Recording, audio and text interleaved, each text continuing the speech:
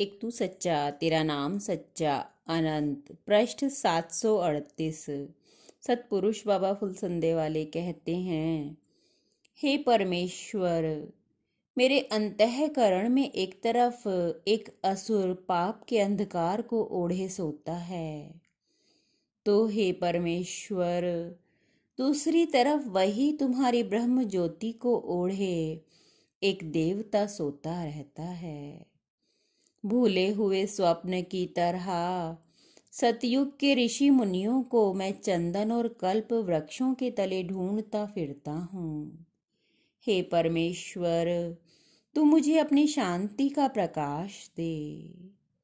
सतपुरुष कहते हैं, हे धरती के पुत्रों, लोक को निस्सार तथा संसार को दीर्घ गमन रूप जानकर मुनि प्रयत्न पूर्वक लोक में तपो आत्मा में स्थित मुक्त पद का ध्यान करता है, जहाँ मुक्त सिद्ध जीव सुख पूर्वक सदा निवास करता है।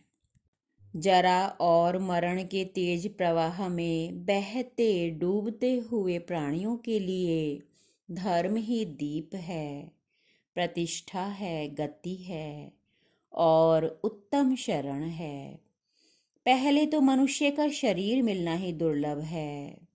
मनुष्य देह मिलने पर भी धर्म का आचरण कठिन है।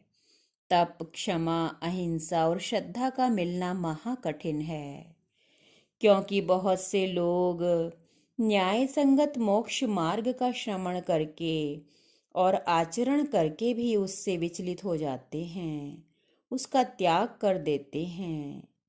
मनुष्य के भीतर क्रमशः अच्छे और बुरे विचार उत्पन्न होते रहते हैं।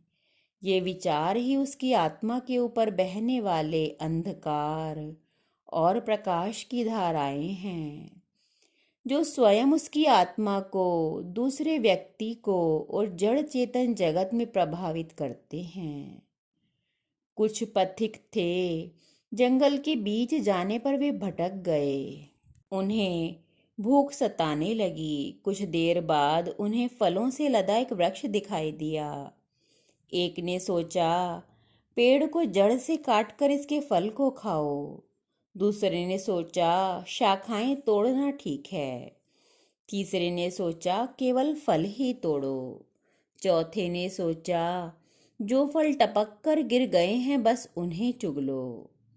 इसी तरह के लोग जगत में निवास करते हैं। कुछ दूसरों को कष्ट देते हैं और कुछ दूसरों के कष्ट दूर करने वाले कार्य करते हैं। बहुत से लोग ऐसे होते हैं जिनमें स्वभाव की प्रचंडता, बैर की मजबूत गांठ, झगड़ालू प्रवृत्ति, धर्म और दया से शून्यता, दुष्टता, समझाने से भी नहीं मानना, ये अंधकार की धाराएं हैं जो मनुष्य के ऊपर से बहती हैं। दूसरे लोग वे होते हैं जिनमें मंदता, बुद्धिहीनता, अज्ञान और विषय लोलुपता रहती है। उनकी आत्मा पर भी अंधकार की धारा बहती है। एक तू सच्चा तेरा नाम सच्चा।